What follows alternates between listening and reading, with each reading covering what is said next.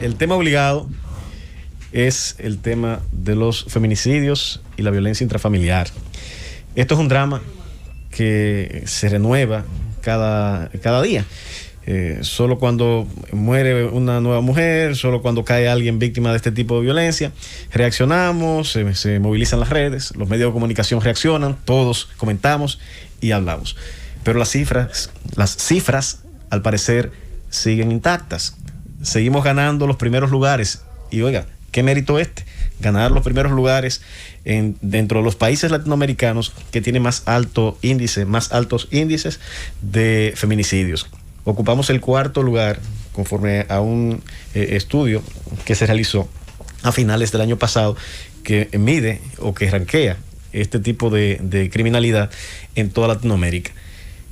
Y estos números se mantienen iguales porque al parecer las políticas que se han desarrollado no son adecuadas, no alcanzan a impactar en la reducción de este mal. Y yo veo esta situación en tres dimensiones. Es la dimensión de la educación, es la dimensión del ámbito familiar y en la misma dimensión de la justicia. Si pretendemos tener un resultado diferente en términos de las muertes, de los asesinatos que cada día tenemos nosotros que lamentar, precisamente es porque no se está haciendo una labor efectiva a nivel de educación. Y eso por un lado. No se está haciendo una labor efectiva dentro de nuestros hogares. Y porque no se está haciendo una labor efectiva desde la justicia. Aquí veo la justicia en un ámbito más amplio con el ramo del Ministerio Público. En el ámbito de la educación hay una resistencia a educar en la igualdad. Y educar en la igualdad no nos vamos a meter en este debate que si de género o no de género. El hombre y la mujer son iguales. Y no puede resistirse un maestro o una maestra a hablarle de esa igualdad a los estudiantes. ¿Por qué un niño se le puede hacer o no puede hacer una cosa? ¿Por qué un niño puede usar o no puede usar uno que otro color? Usted tiene unas diferencias biológicas obvias, pero eso no lo hace una persona distinta frente a la ley. No le reduce sus derechos ni la posibilidad de desarrollar ninguna actividad humana, salvo aquellas que son propias de las limitaciones de cada uno de los seres humanos. Pero decir esto a veces, incluso en esferas de personas que se supone que tienen altos niveles de instrucción, es un pecado. Señores, tenemos que entender que el hombre y la mujer son iguales y en el proceso de educación, en las escuelas, esa igualdad hay que transmitirla a estos estudiantes. Y esto para ir al siguiente plano, en el plano familiar. Mucho hablamos, bueno, que la violencia, lamentamos cuando muere un familiar, pero sí al varoncito le celebramos cuando tiene 5 o 6 novias. Sí le celebramos al varoncito que la hembrita sea la que le sirva como si fuera la cenicienta del hogar. Este tipo de cuestiones, decimos, bueno, eso no tiene ninguna vinculación con este tema de la violencia. Sí tiene, y tiene que ver mucho, porque estamos colocando a la mujer como un plato de segunda mesa, como un ciudadano de segunda, como un simple instrumento que solo sirve para producir niños, que solo sirve para dar placer sexual al marido, que solo sirve como ama de llaves o de sirvienta del marido para prepararle la comida, para atenderlo cuando él llega, muy a pesar de que muchas veces esa que tiene también la responsabilidad de cocinar, de servirle bien, es la que provee muchas veces en mayor dimensión ese hogar. Esa cultura en esa familia es fundamental cambiarla para poder tener un resultado distinto. Porque es la mujer la que tiene que afrontar el cuidado de los familiares cuando se enferman, si ambos trabajan. Porque es la mujer la que tiene que fregar los trastes o sopear el piso, limpiar la casa. Porque si los dos trabajan, solamente uno de ellos asume esta posición. Y eso es parte también de un tipo de violencia y marginación. Estos son escollos que deben salvarse para poder tener un resultado distinto. Debe construirse esa igualdad desde el hogar. Debemos predicar esa igualdad desde el hogar.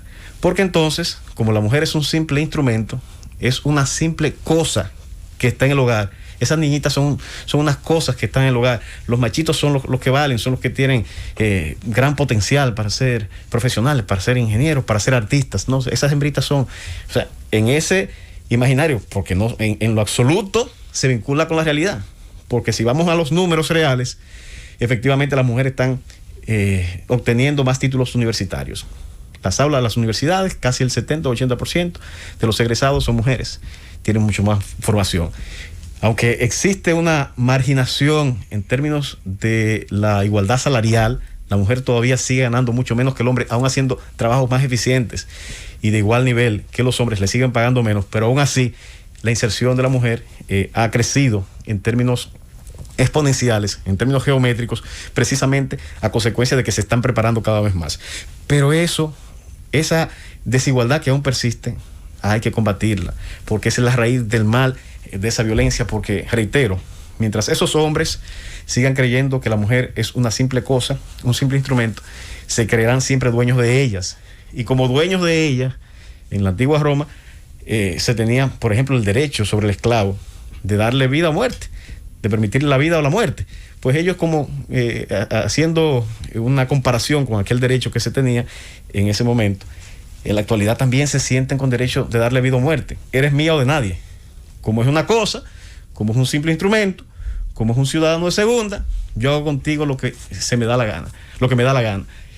De manera que son incapaces, lógico, dentro de esta cultura machista que es la que impera en nuestra sociedad, es normal y natural que yo no quiera ceder, no quiera entender cuando esa mujer le dice: ya no quiero seguir contigo, ya basta, aquí terminó la relación. Estos hombres no están preparados para afrontar ese tipo de situaciones.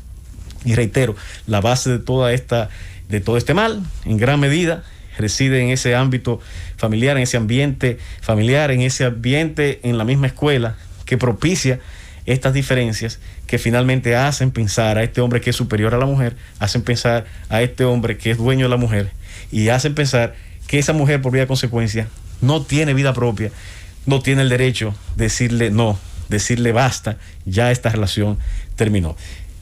Este cambio en la forma de pensar del hombre no va a salir de la propia iniciativa de nuestra sociedad, no va a salir de la iniciativa de la familia, porque estas familias actúan de esa manera porque lo aprendieron a su vez de sus antecesores, de sus ancestros. Son patrones aprendidos. Para romper con esto, necesariamente debe intervenir aquí el Estado para educar de manera distinta a una generación que piense de forma distinta y que piense y que entienda que el hombre y la mujer son iguales. Ahora bien, como le preguntábamos ahorita a la especialista que intervino, ¿qué hacemos mientras tanto con esta generación? ¿Qué hacen con nosotros? ¿Vamos a esperar que ya las mujeres de esta generación perezcan todas a consecuencia de la violencia? No, para esta generación deben, entiendo, intervenirse en dos sentidos: en el ámbito de la persecución y la prevención. Si ya se sabe, si ya se entiende, si ya se ha identificado un patrón violento en una persona determinada, ya se ha interpuesto una querella, no es verdad que con un simple papelito, que es una supuesta orden de protección, es suficiente. Eso es una irresponsabilidad. ¿Cuántas mujeres han muerto ya que tienen una supuesta orden de protección? Las autoridades que han emitido esas órdenes de protección deberían ser investigadas. Esos policías que a veces reciben a regañadientes estas denuncias y a veces revictimizan a la mujer cuando va a los destacamentos y le dicen: pero tú andas con una falda muy corta, tú te fuiste de fiesta anoche, si te dio 2 galletas al marido, eso está bien, eso sucede día tras día. Pero no solamente eso, le toman la querella o la denuncia a regañadientes. En muchos casos, hay muchas excepciones y se ha avanzado mucho, también hay que reconocer. Hay muchas fiscalías que asumen esto con mucha seriedad. Pero le reciben la querella, le dan la orden, se hace el trámite para la orden de protección, pero al fin de cuentas es un simple papel que no tiene una efectividad práctica, y el ejemplo de esto es lo que ocurrió el fin de semana. No obstante existir una orden de protección, hay varias víctimas de esta agresión. Hay muchas herramientas tecnológicas que pueden implementarse para hacer efectivo este papelito. Estas órdenes de protección debe invertirse en herramientas tecnológicas que identifiquen a estos individuos que ya tienen patrones violentos, y una vez se acerquen, se aproximen a un perímetro determinado, que se disparen las alarmas y que inmediatamente las autoridades intervengan, porque de otra manera no va a haber forma de parar estos actos criminales.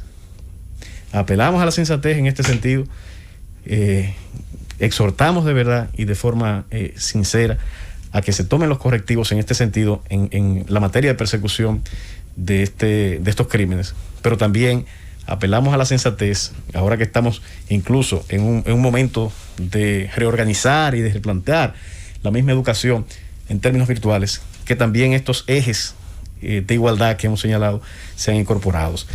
Hasta que estas cosas no sean asumidas de manera distinta, hasta que no se entienda primero la raíz de este problema y se ataque de manera contundente y seria, no va a haber una reducción de estos actos criminales, y por el otro lado, hasta que esas supuestas órdenes de protección no se le dote de herramientas tecnológicas efectivas, eficientes, de manera que tan pronto se violen estos cercos o estos círculos, estos espacios, estos cuadrantes que tienen prohibidos estos individuos atravesar, y que se activen, y que una vez se activen se aprese, se arreste, y si tiene que limitársele su libertad con una orden, una decisión privativa de libertad, que así se haga.